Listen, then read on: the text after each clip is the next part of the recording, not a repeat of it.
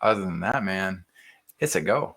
So, okay, you've been on quite a few interviews. You've been in the game of podcasting for some time. You've got your masterminds going, and you're a well-respected leader in the realm of business and growth. So, Jeremy, what's the best show that you've been on, or best production insight you could give for those who are on the podcast route? Let's start there. Well, so there's certainly a handful of things I look out for. One obviously is when I see, hosts have done their homework like you've done and have well-researched questions and are organized ahead of time. That always makes for a great show. Um, I've seen a mixed bag of that for sure. I've actually written about Mhm. some of those different experiences in guesting.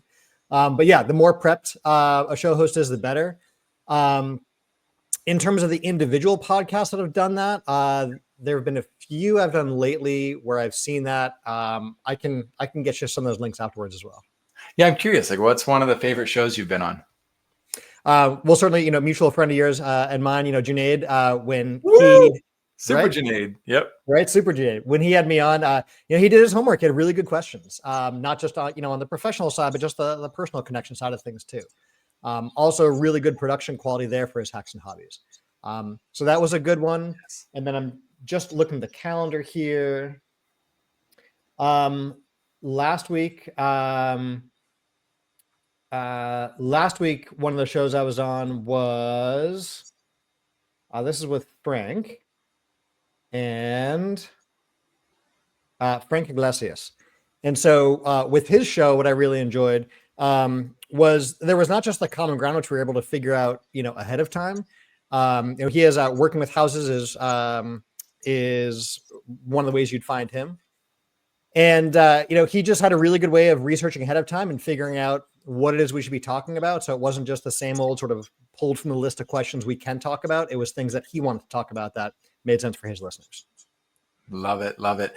So, all you visionary leaders listening in, you're getting ready to go out there and tell your stories at new capacities. Podcasting, of course, is one of the best, easiest, fastest ways to do that and get on stages that otherwise wouldn't be open to you.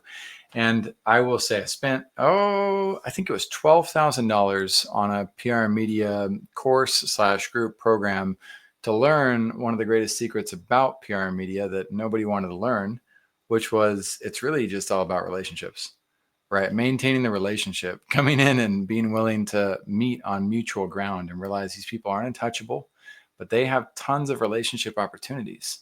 And so if we don't really dive in deep into those relationships, we tend to get shallow results for shallow efforts.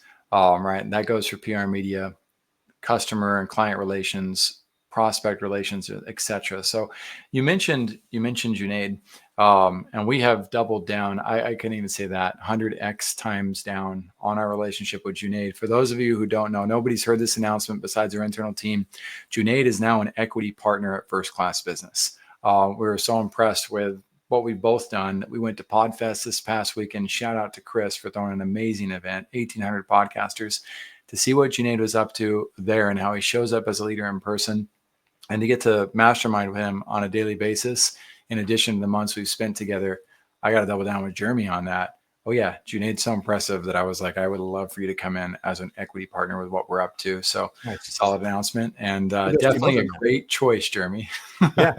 It's funny because there's something that you did really well, Junaid does well, and some of the best podcast hosts do that I really appreciate. And that's the pre-interview. Mhm. Contrast that with the folks where you just hop on a call and you get right into a recording. I compare that to like if you've been to a wedding before and you see the officiant up there and they're introducing the couple getting married and they're mispronouncing a name. And they're Oh, like, in the time that I've known them since we met in the parking lot just before this. And it's like, sets the total wrong stage. Contrast that with someone who's known wow. the couple for their life, right? And has so much to say at such a deeper level. So those That's pre-interviews huge. let you line it up. Oh, I love that. I've never heard that frame of reference before, but the power of that and the importance of sacred nature, right? The Yeah. reverence of the relationships that exist. If we can dedicate that type, if we're willing to dedicate that type of energy into the people we're hosting, that's great. I will also contrast on that. Vision Pros goes through both of those experiences, Mm-hmm. right? We have levels of interviews. So as a podcaster, if you're meeting with somebody for the first time and it's a brand new relationship, and you expose that vulnerably, authentically, then you're still going to have a great show. And because you're going to invite the audience into realizing you're discovering that together. I think it's when we try to run it like a wedding, but you haven't done the preparations for a wedding, where Yeah. you get yourself into serious trouble, or it's like, okay, now we know this host is just like inauthentically promoting people that they don't really know. And So, so I'll share the balance. hybrid I've seen that I But think can work well.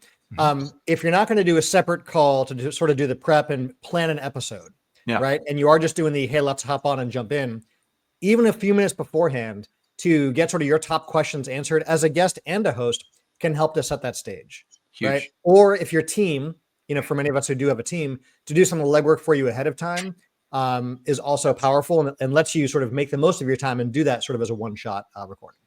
You forced my hand, and I love that you did. So I'm going to release in the episode notes right now for you guys to check it out. The 12-step checklist that we have to recognize market leaders. It's probably the best emotional intelligence guide. Well, I know it is. It comes from all the resources I've ever seen, plus what I've added to it as well. So let me drop that in there for you. Is there better on the planet? I hope so. If you see better, send it to me. This will help you with that process because everybody's at a different level. My hope is that if you're hosting people, you have a pretty good ground of EQ already underneath your feet so that you know where to take people from there. And this goes beyond the podcast, Your Own Visionaries. Everybody you meet in relation to your vision, you want to make sure you're sharing your vision with people who are going to take it seriously and are going to care about that particular vision. So, Jeremy, let's dive into the first question for you. You've been building visions. You've been up to helping leaders for a long time. What are 3 resources that have helped get you to where you are? Yeah. So in terms of resources, one of them for sure goes with this idea of entrepreneurship is not like a solo sport, right? We do a lot better when we surround ourselves with like-minded individuals on that similar path. So whether it's in a formal setting like mastermind groups that I love, or more informally with an accountability partner or someone else, make sure you're not going at it alone. Surround yourself by other people who've been there, who've done that, and who are bringing their own superpowers to that journey. They'll be so helpful for you along the way, not just in helping you overcome challenges, but helping you to acknowledge what you've done, right? And to celebrate those successes along the way. That's really powerful, right? Huge. Second is, and this often goes hand in hand, is continuing to be a lifelong learner, right? None of us have, gotten there, done it, and graduated life, right? That the graduation's later. We're not rushing towards that. So along this journey we call life, right? Continue to read, continue to attend events, continue to expand the network, continue to sign up for and take courses, get mentors, right? Grow, not just professionally, personally. This is our, for many of us, believe our one shot at this. So get at it, right? So be a lifelong learner. In fact, one of the things we look for when I'm talking to prospective clients or mastermind members, is I ask like, hey, what are you reading? What have been some of the more influential books for you? What events do you go to, right? What courses do you like? What authors do you follow? Those kinds of things. We look for folks who have an answer. There's some scary stat, Jackson. I think you and I were talking about, the double-digit percentage of Americans where the last book they read was in high school. Oh. It's a shockingly high number, right? Let's not be those. Let's be the lifelong learners. So that's been huge. And then the third is this idea, again, on the topic of not going at it alone, but having a team, right? None of us can work 28 hours a day, 9 days a week. But we can build businesses that can run and grow well beyond what we can do on our own. So surround yourself with a team, create the systems for those teams. That starts to help you move towards that freedom that we all talk so much about, right? And can let you scale as well as take care of other things like launching your new business, product roadmap, vision for the company, team building, and all the rest of that as well. I love those. Those are phenomenal. We've opened a million doors just in that little bitty segment. All you listening in, we're going to do our best to add the guides that we've created along the way related to those specific topics. And I think Jeremy probably unlocked at least 1 or 2 more guides in the process of like how to go about that. Ones that's coming to mind is making sure that we maximize the events that we go to. Right. The idea of being intentional with these types of perspectives. Many of you have the right to say, man, I went to this event and it didn't do anything for me.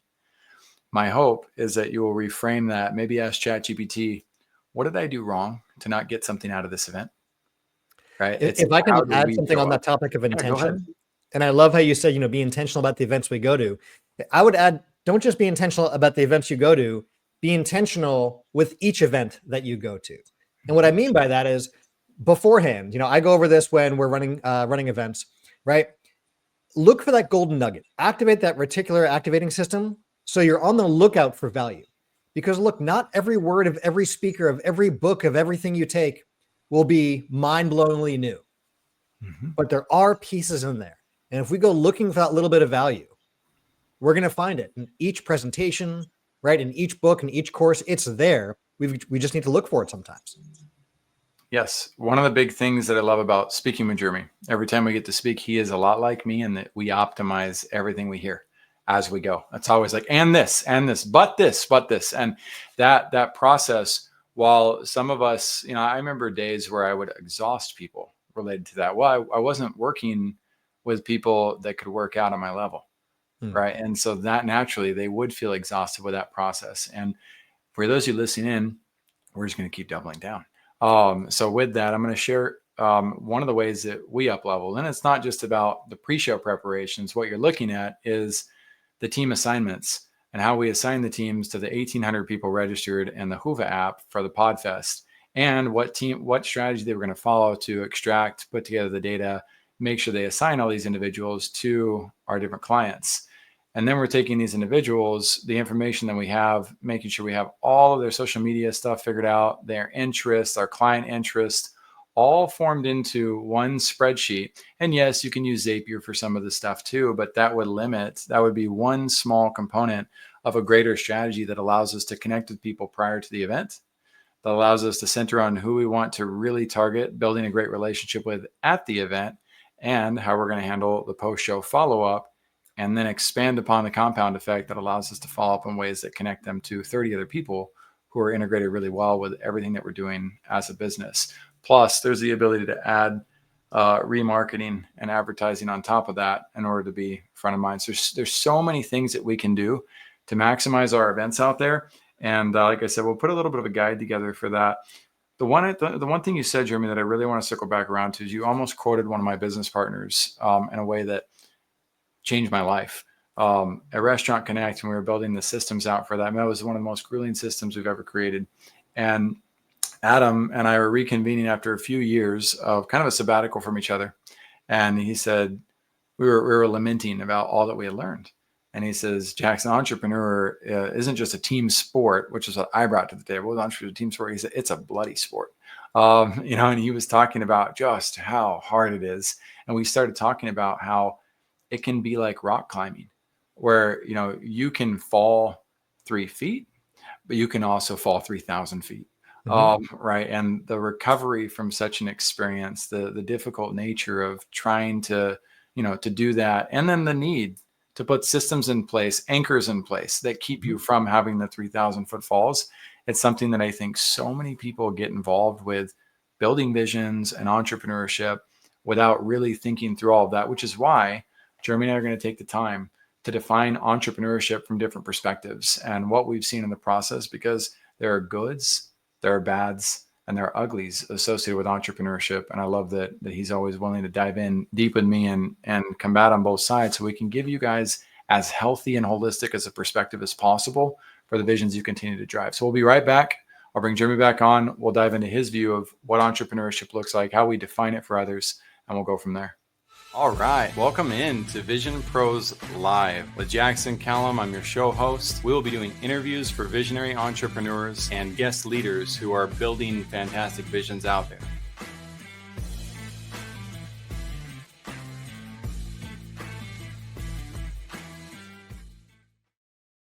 Hey, what's up, everybody? Welcome into another episode of Vision Pros Live. I'm your show host, Jackson Callum, founder and CEO of First Class Business. And I'm really excited to have Jeremy Shapiro on today. One of the big reasons why I love when I get the chance to get together with Jeremy is we both have no BS attitudes about growth. We both want to talk about the realism of what exists. And he's got a lot of experience when it comes to mastermind and teaching people and helping people out. And the ability to come in and butt heads respectfully is kind of like putting two mathematicians on chalkboards and allowing them to just kind of go to town, and we can kind of borrow each other's notes, talk to each other, see what's going on. And it's really, really helpful for me when somebody's able and willing to challenge my perspective. And I hope that all of you visionaries get the chance to do the same thing with what we propose and how we talk about this defining true entrepreneurship for each one of you. We hope that you as well end up diving into the comments and providing your own definitions and providing more perspective and paradigm around what we see. As we get ready to bring Jeremy back on, I'm always going to talk about some of the values that exist too, that I hope help you on your journey with your growth. We're going to start with Oportunidades de Trabajo para Latinos. That's opportunities for work for Latinos. This same program now exists in India, now exists in the Philippines, and we're currently launching the version for Pakistan at the same time. So opportunities is all about, one, helping people who've never heard of LinkedIn, Upwork, Canva, Fiverr, the resources that we all take for granted, helping them realize there's space for them to work in an online economy.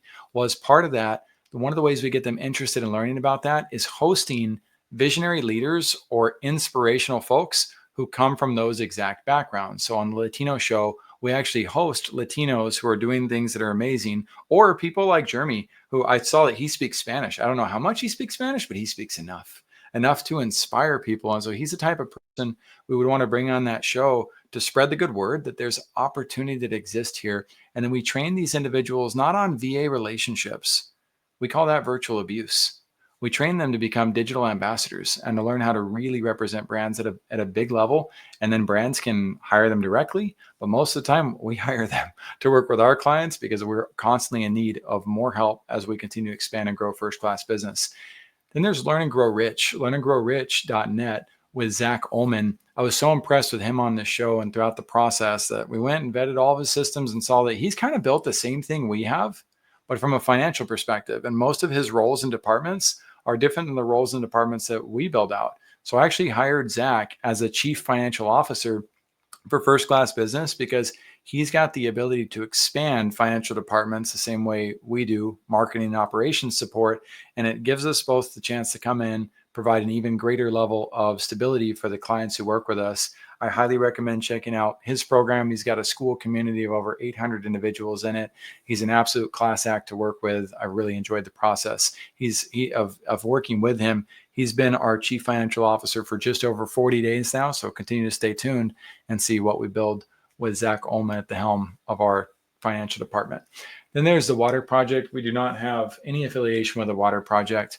When it came across my radar, though, I decided to meditate on it and think through, like, what would it be like to not have water? I've always had access to water. It doesn't matter if I was in Uruguay, Mexico, elsewhere. I always had access to it. Never been thirsty in my life.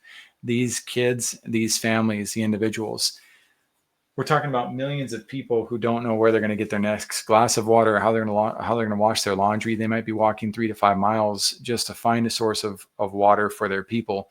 And this is an opportunity to treat this like a crowdfunding project, right? Where you get to pick the community that you're going to be helping. You get to see what they're building. And when you contribute to it, they will keep you updated on what's happening with that. So there's 8 billion people in this world to help.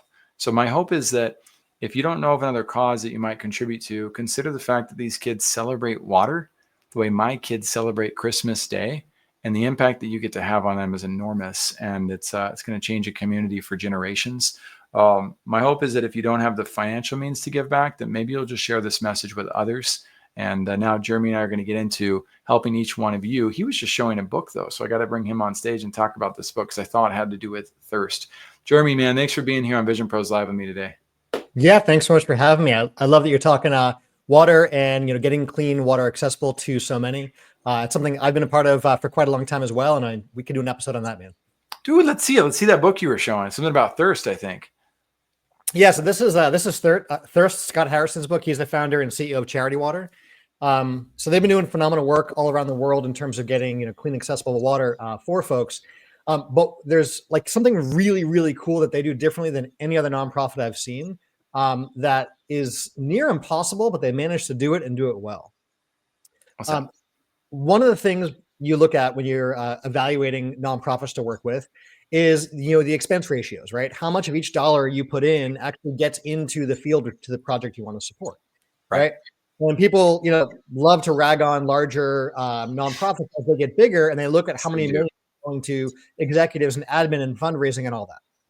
All right, so fine, we can do the math on that, and we can look at expense ratios. But as you grow, sometimes to get that next step, you do need to do fundraising efforts. All right. So what Scott did is they actually created the nonprofit to do all the work, right, in the field. Mhm. And then they created a separate organization to cover all the back office fundraising, admin, salaries, and everything. So they get two kinds of donors. They get, the everyday donors whose money goes to the causes. Then they get bigger donors that supports all the ongoing work it takes to run the nonprofit. So that way, when you look at the actual numbers for the primary nonprofit that's doing all the work, every dollar in actually goes out to all Yeah. the causes because they split it out. And that's really hard to do. Interesting. Those other Yeah. donors are basically saying, can you donate money? And none of it will go to the cause. It's just going to the unexciting, back office work. And they've done exactly that. Right.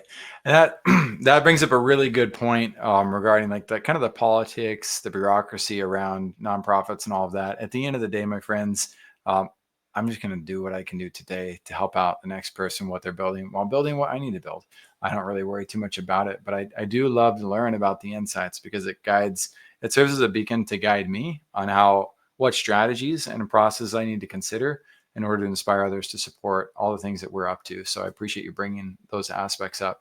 So Jeremy, tell me about your vision and what it is that you hope other people will accomplish along your side.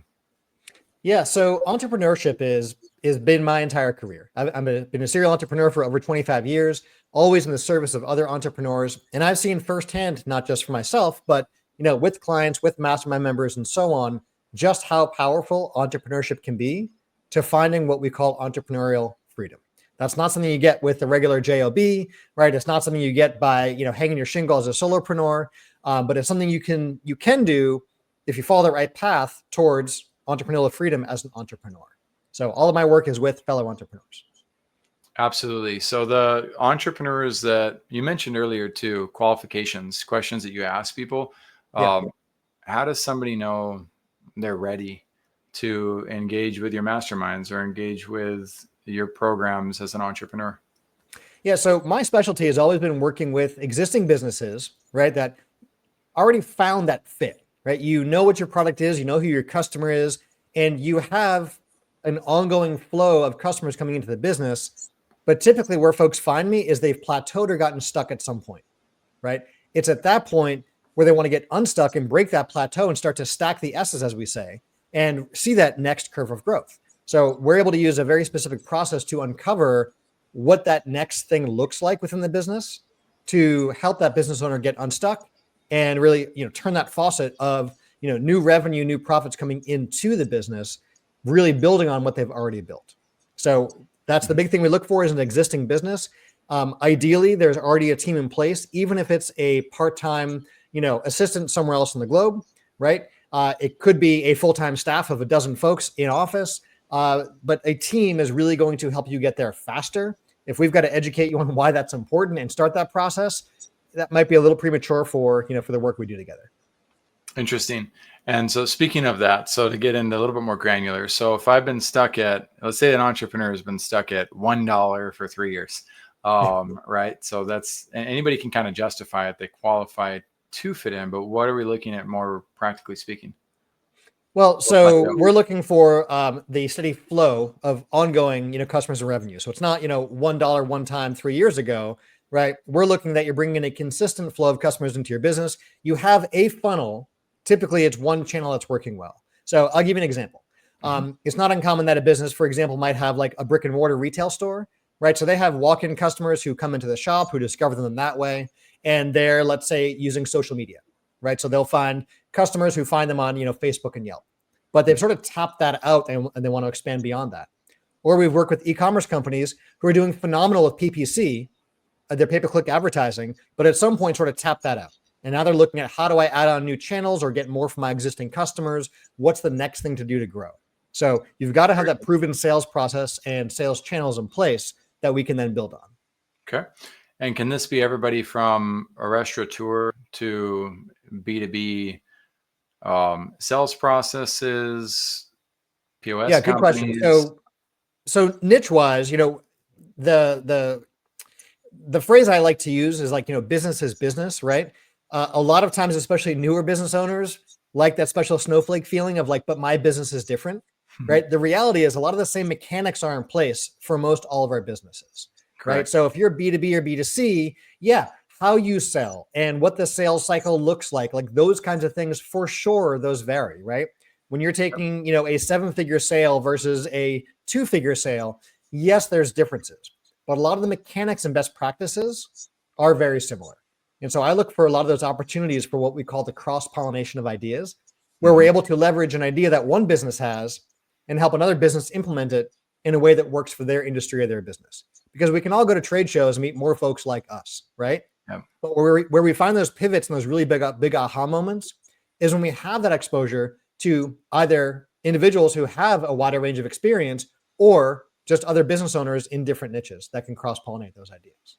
I love that. And that, that shows your depth, right? There's the variables, right? And the ability, the discipline to sit back and explore the variables. For instance, normally I won't touch the B2C market, right? That's not typically a market I would dive into. However, if I was working with a newer business that was in the process of retail, even if they weren't profitable, even if they struggled from the financial standpoint, but if they had on average 200 new retail customers per month, I'd be like, oh, dang. Like I know how hard that is to do. Yeah. I know that selling bracelets at that magnitude, like you have to have tapped into certain truths, even if you're not profitable, even if you're doing a lot of things wrong, you're doing so much right to have gotten to that point where like, I know that there's things that I can teach them and there's things that I can learn from them in that process to benefit. Whereas on a coaching side, if I meet somebody who's a coach, right, or somebody who's has a legal office and they've only got 10 new clients per month, that's still indicative of a business that's doing quite well because the profit margins are different, the ticket value is different, the procedures for ongoing support and the loyalty that exists for retaining and creating monthly transactions. Like there's a lot of variables there. So I appreciate you being disciplined enough not to box yourself in too much. I also want to highlight for both of us the reality that as visionaries, like those of you listening in, there's so many people who are going to try to box you in based on like the need to be absolute with these niche definitions. And it's just unhealthy. It's not productive or helpful. So what else would you add to that, Jeremy? Well, so I love that you touched on niches because niching is really important. And a lot of the challenges I see growth-wise with entrepreneurs are in this mindset space, right? And one of them is this fear of niching, right? This FOMO, this idea that if you say you only work with this one specific niche, you can't work with anyone else. Well, just like you were saying, Jackson, you can be a B2B specialist, but with the right B2C business, just because that's not what you're attracting and looking for, doesn't mean you can't help them, right? You can refer it, right? You can help them. You can provide them additional resources and send them on their way, right? But if it's a good fit, like that's okay. We're just helping you to dial in, where that niche is. That's awesome. Go ahead. You get some more. Well, so to add on what we were saying there, one thing I love, and there's a phrase, is this idea of small hinges that swing big doors, right? And if we want to get nerdy in numbers, like we can do, right? Statistical significance is really important, right? So if we're testing out a funnel, and I see this kind of thing all the time, someone will try out an ad campaign and they'll get, 100 impressions, 3 clicks and no opt-ins, and they'll call it a failure. And I'm looking at these numbers, I'm saying that's not a whole lot of numbers we're working with. Or they'll test out a whole new funnel and, they'll have no new customers come out the bottom, right? And they're already wanting to tweak and experiment and change things, right? We don't have a proven baseline to iterate on so that we can do even something as simple and basic as just an A/B test, right? When we have a proven baseline, there's so much we can do to see how much we can improve. Absolutely. So the variables, the understanding of what we're measuring from reverse engineering, right? All these components that, again, if you're a newer visionary or you're a visionary who hasn't paid a lot of attention to this, then realize that it's okay to work with somebody who understands these principles. In fact, it's a great thing to work with somebody who does. And the sooner you know how to delegate that to the right person, the sooner you've protected your brand in ways you otherwise wouldn't. On the niche side, I'll play devil's advocate. I freaking hate the niche down argument, like with a passion. And the big reason why I'm not a fan of it is how niche is Google, how niche is Amazon, how niche is Disney. Right. And I understand. Are you looking to create the next Amazon, Google, or Disney? That's exactly my point. Is before we dive into the full value of niche, we have to realize the context that exists around Yes. it. And I know that Jeremy's looking at that from a more altruistic standpoint, whereas a lot of people in the market that pretend to coach, or pretend to showcase which direction you should go, they've learned something like the niches or the riches are in the niches as a tactic to try to win a contract and get you confused or excited about something that's overly simplistic. But is there a place for niching and understanding how to do it? Of course there is. Yeah. I just hate how overhyped the concept is. So make sure you're using these virtues within the context of the value that you need for your own vision. Go ahead. So the niching can be really valuable. And Mhm. the reason so many folks talk about that is you and I have all had the experience of, I was at an event the other week and I was introduced to someone, we get talking and he's a realtor. So I'm Yep. like, okay, great. And so I start asking those questions like, us good connectors ask. I'm like, great. Like, do you work more with buyers or sellers? Right. Mhm. Oh, well, which neighborhoods do you work in? Which kind of homes do you specialize in? First time home buyers, investment properties? Our I'm luxury trying to real estate. dial in Mhm. who the perfect customer for this guy is so I can refer him clients and know who to introduce him to. But Correct. every answer I'm getting back is along the lines of, well, really anybody. I mean, anybody who wants to buy anything, I can help. Yes. How can I refer business to someone who could just help anyone? When conversely, I have the quote competitor that I could refer to that has their niche really dialed in. So Mhm. in the same way, if you needed open heart surgery, do you want to go to the general practitioner who's a family doctor, a veterinarian, and a dentist? Right? Or do you want to go to the person who all day long, all they do is open heart surgery? The specialist is always easier to refer to, can command a higher price tag, right? And is going to win the clients that need that niche thing. Now, little secret, I disagree it's though, okay and to that's have a few okay. niches. I disagree on it. And the big Yeah, reason why is no, it's actually easier to refer to Google, and refer to Amazon and refer to YouTube. But in the context of what you're talking about, so I can easily say, well, that's a great thing to look up on YouTube. We do it all day long with those general practitioners, if you will, that are almost anything to everybody. My point isn't though to create a juxtaposition of this is wrong and this is right, as much as the abundant reality that there's a time and a place for both opportunities.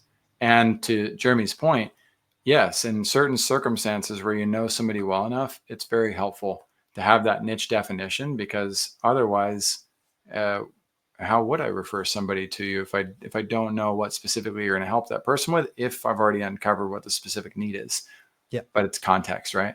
Right. Well, the context is entirely there. And even in your examples, right, of like the Googles, the Amazons, and so on, they can try and be the everything to everyone, but there are absolutely niche categories of things that if you're looking to buy, it's not going to be on Amazon, right? Mhm. And if you're telling me that what you're looking for is, a handcrafted vintage, whatever this and that, someone's probably going to say, "Oh, go check Etsy," right? Versus an Amazon. Or, Correct. if you're looking for really niche educational, Well, and videos from that's why the MIT's argument open doesn't courses. doesn't match up and doesn't need to be Yeah. there. It's like, okay, well, if you compare how much Etsy makes compared to what Amazon makes, it's not even close. And so, but bigger point being too, one of the things you said was that the reason why people go into niches, I also disagree with the reason. Mm. I think that's one reason why, but I know the bigger reason, one of the bigger reasons why people go towards niches is because when you niche down, you're simplifying. And when you're simplifying, simple is easy to sell. Mhm. And the get rich quick mindset is go for what's simple and easy and fast. And now you can be more attractive to more people. So at the end of the day, a lot of people go that direction because it's a giant battle for get rich quick. Mm. And again, is that a bad thing? No, it's not. But knowing where are we going, how are we getting there, what vehicles are we in, sometimes I need to jump on a skateboard to get down the street, and I'm okay with Right. the danger that is. Other times, I need my car for when I go on the highway. Yep. Right? So there's different levels, and that's why I want you visionaries to see these paradigms, right? These perspectives for what they are. Mine's not right. Jeremy's isn't right. They're just paradigms that you can add to how you view things. And once again, we'd love to see y'all's arguments in the comments for how do you see it serving you for your visions. Jeremy, let's shift gears real quick. I want to ask you, what is let's go to the dark side and then the light side. What's the worst leadership experience that you've ever had? I can share with you what one, firsthand that I totally dropped the ball on, but learned from. So for one of my much earlier companies, as we're scaling that, I had team members and all, but they were more the folks on the front line. And I was getting to that growth point where we start making those really important hires, right? Like the people who start interfacing with the clients, handling the sales, bring more of the executive leadership side of things to the company. So I brought on our first account exec. And so all in sort of one motion, we notified our best customers that no longer was I the point of contact. They had a new person they'd never met before. Oh. And at the same time, because we had to cover those costs, prices were going up quite a bit, right? And the people they knew and had been working with all along weren't going to be the ones they worked with. And so, yeah, it went exactly how you could have imagined that. I've been there. I'm guilty. I'm guilty of this. That's what I'm laughing. Right? So, we were looking at this as this is natural growth, right? We're building the team out. We're bringing on more capacity, right? This is a more scalable model. So from a leadership standpoint, internally, I think that was okay. The external side of it was terribly communicated. We weren't leading our customers along that journey with us well at all. And we paid the price for that and learned a lot from that and have not made that same mistake again since. Yes, huge, man. I appreciate you leading from the heart on one of your own experiences too. There's so many great worst leadership experiences we've all had that we can learn from, but it's so nice when we can learn from somebody else's mistakes. So if you out there, you're like, well, I'm not going to do that. I would never do. Well, you're welcome. Thank you, Jeremy, for guiding them on that. So let's move the opposite end of the spectrum. What's the best leadership experience that you've ever had? There's different like archetypes of, entrepreneurs, leaders, even just personality types in general, right? Like for me, as our listeners can tell, I'm passionate, I'm enthusiastic, right? If you know disc profiles, I'm like a capital D, right? I see. There's like not much S in me. And that's okay, right? It's who I am. So until I understood sort of those different personality types, I would look for people who ask questions, who engage, who challenge things, because to me, that shows passion, enthusiasm, interest, and so on, right?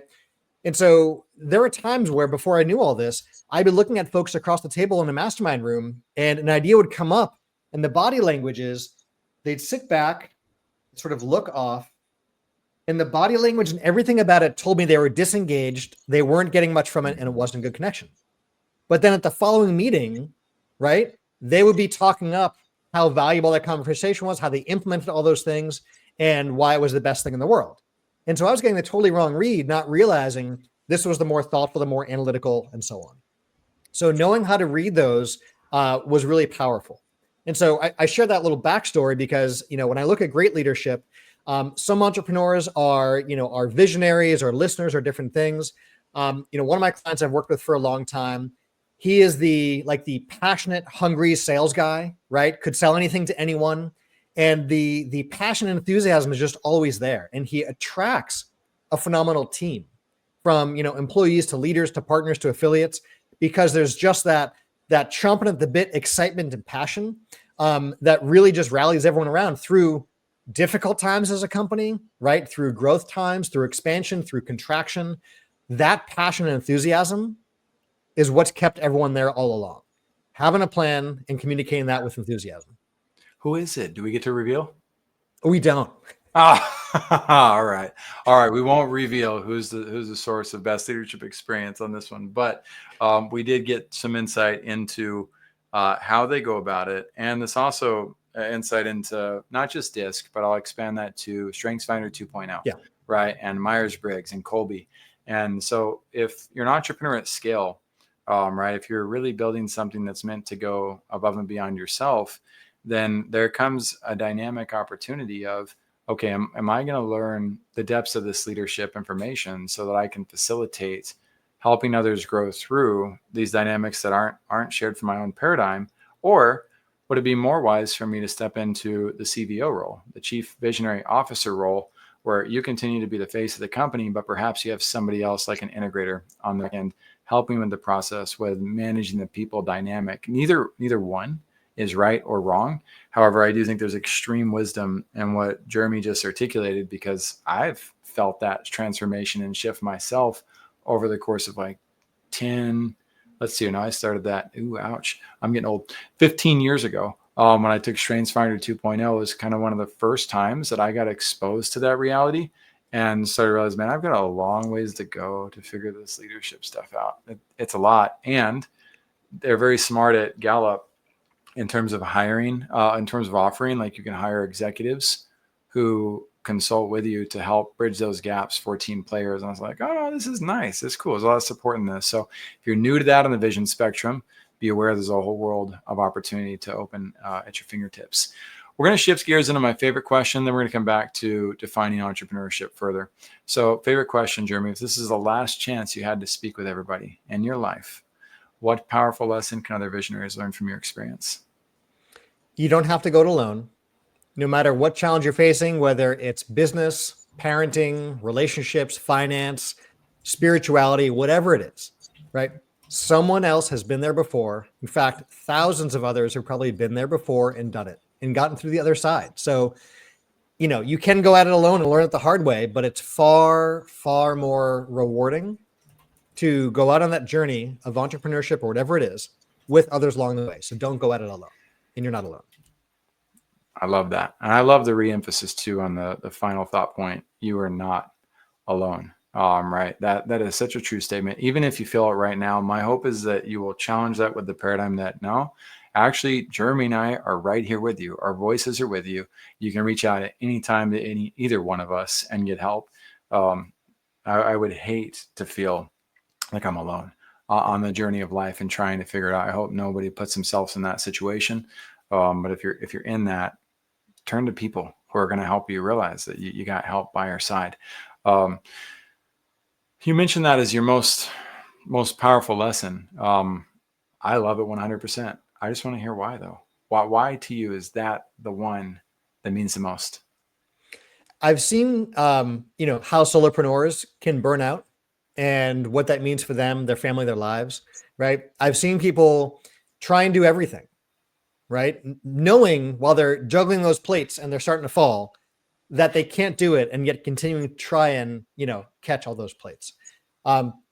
So I've also seen the other side of going at it with others, right? Whether it be team members within your business or even just others on their own journey, and how powerful that can be. And I'm continually surprised every time I face some challenge that seems insurmountable. And I go to that vulnerable space of sharing with others what's really going on, how people will come forward and share with you how they have been there. And you would never have known that part of their story, but they're only sharing it because you're sharing, what's going on. And the coaching I've gotten, the resources that have been provided, right? The conversations I've had that have helped me to get through that are so valuable. And that only comes from opening up about what's really going on, because that's what starts that influx of support that you don't know is there otherwise. I love it. I'm going to double down on one of the principles you talked about. You said thousands of others have done it before and gotten through to the other side. And I'm not saying, one thing that I say is like, peers matter. Peers are valuable for sure. And when it comes to tackling things like business, when it comes to tackling things like parenting or marriage, right? These are really, really very strong, difficult activities to engage in. So grateful for a 93-year-old man I heard talking about marriage, and in his discourse, a little bit slower, right? I had to slow down as a young man to hear what he wanted to say. He said, so many of you young people are turning to your left and your right, your peers, for trying to figure this marriage thing out. They don't know any better than you do. You're all at the same level trying to figure this out. If you want to figure out how to have a successful marriage, talk to the people who've been married for 30, 40, 50 years. Yeah. And I was like, whoa, like that's some serious wisdom. So again, he wasn't putting down peers as much as he was opening the paradigm for there's levels to this thing. And we certainly want peer support, but how important is it to turn to people who've been there and done that before? Do you want to talk about that a little bit? It's funny you're talking about the relationship side. It brings me right back to around the time that my wife and I got engaged. And, before that, you're, out with, other friends, many who may not be married, and, talking down marriage and talking up sort of the unattached lifestyle and all. Right. And like, that's what you hear. And then like the moment I got engaged, like that's where all the married friends who'd been quiet that whole time came forward to pull me aside and tell me how it's the greatest thing, how it's amazing, how decades of happiness and it's incredible. And I'm looking at them and thinking, well, where were you like when everyone else was having this counter perspective? But like by committing and going forward that step, you find everyone else who says, yeah, like Yeah. welcome to the club. So whatever direction you do want to go, take that step towards that. You'll find that support and be open to, to hearing those stories from others. Dude, I love that. That's huge. Law of attraction, right? Right. At work with that, and it's when there's so many controversial voices, right? Or when we're in a room, or I didn't experience that. I was 21 when I got married, right? So I didn't go through that adulthood of experiences. I've heard people project it at me, but I never thought about what would that be like to try to not justify, but to position the value of your life. You're going to, of course, talk about the pros of your life more than the cons if you're a positive, happy, optimistic individual. And so, unless you remove yourself from that room and check the other room out with your ears open, your mouth shut, you're not going to hear the transition. That is so powerful to think through. We often don't even know those other rooms exist. That's the tricky Right. part in all this. Sometimes you take that blind step of faith forward in a certain direction. Think back to Indiana Jones, right? And stepping over that empty abyss and then realizing, oh, there's footing, there's something here, there's another room beyond, right? So whatever direction is that you do want to go, you can commit to that and take confident steps forward and you will find those resources as you go. That's huge. Let's talk more about this defining true entrepreneurship. I pulled that from one of your write-ups. I know we're going to have different definitions on this, different languages too. How do you define true entrepreneurship for you? Yeah. So for me, entrepreneurial freedom is all around optionality and freedom of time, right? You can be a business owner, right? You can be a small business owner. You can be a solopreneur, right? All these things are fine. But really the defining difference for me between sort of those two chasms, for our listeners who are familiar with Robert Kiyosaki's cash flow quadrant, right? He talks about, you're self-employed, you're employed. And on the other side of the quadrant is your business owner and investor.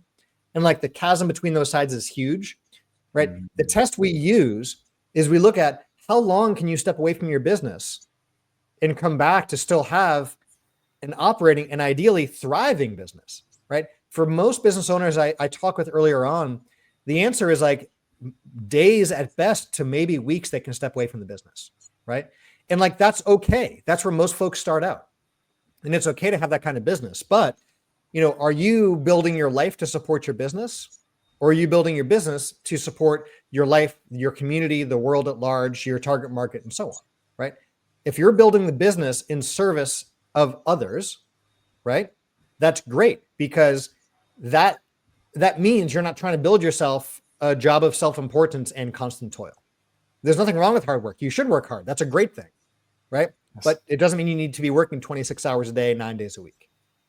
I'm glad you said that. Shout out back again to Rich Dad Poor Dad and Robert Kiyosaki on that. That was one of the big lessons I learned in his book was never work for the sake of money or you become a slave to the money, work for the value of work itself. And I think a lot of people want to overlook that piece of the puzzle and not understand the virtue that exists there. So again, thanks for diving in on the virtue. I want to make sure I grasp this. So one, I love the measuring stick of how long can you step away, right, and have it and have that business thrive. Tim Ferriss in the 4-Hour Workweek, right? He also unlocked and uncovered that and tells a great story in his first few chapters of that book on the same concepts. I missed the definition of the true entrepreneur though. In the process as I was listening to that, do you mind going back over that? What do you see as that definition? Yeah. So I think there's sort of 3 gates every, budding entrepreneur goes through, right? That separates us from sort of the non-entrepreneurs, right? The first is as entrepreneurs, we see gaps in the marketplace or opportunities where others don't. You might have been accused your whole life of having, what we call ooh shiny syndrome, right? Mm-hmm. Well, that's just us seeing those opportunities and gaps in the marketplace. Others just pass on by. We see the opportunity. So that's 1.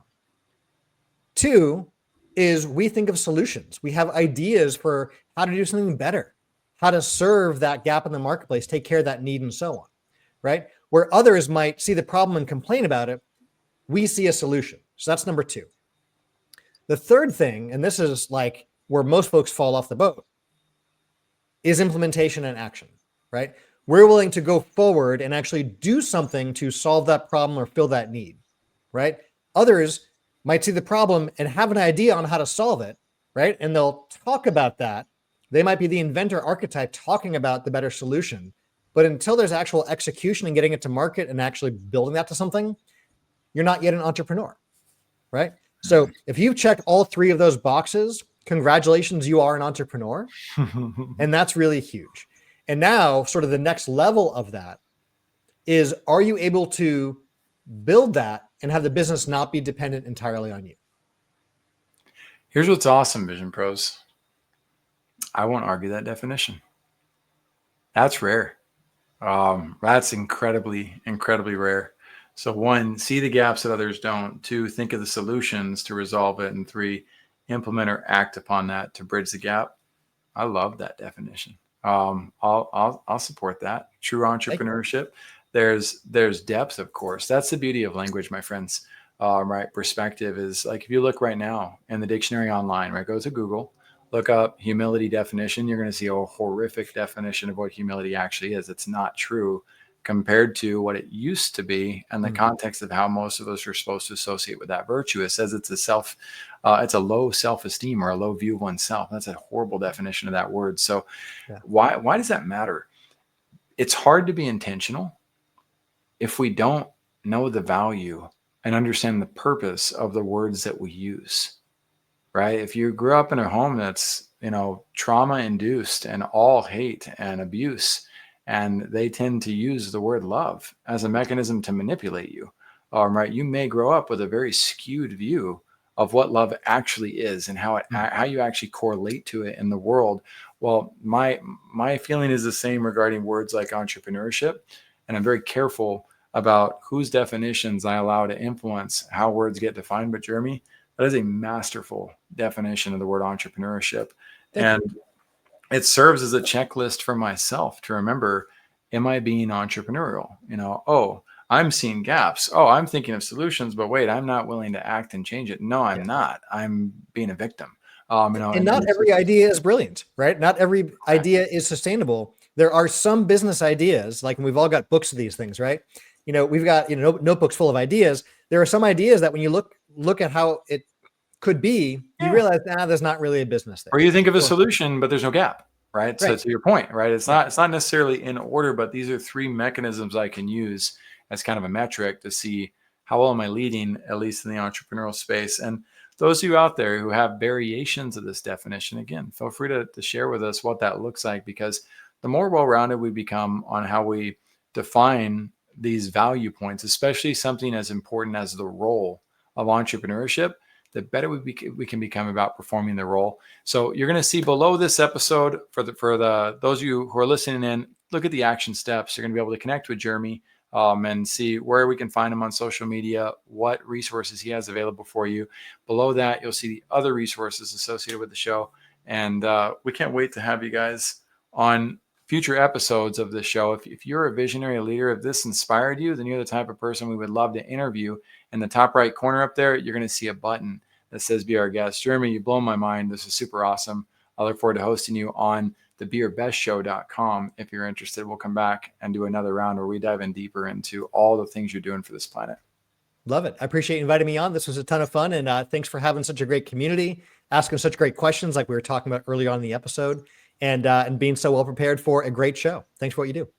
Absolutely. We'll see you guys on the next episode. Take care, everybody. Bye-bye. Thank you for being here today. I'm really happy that you tuned in to Vision Pros Live. I'm looking forward to seeing your reactions as these episodes continue to move forward. This is going to get more and more fun. We'll have more and more engagement as well. We'll invite people to participate in the show. And thank you for giving us your time and attention. Have an excellent time building out your vision and becoming a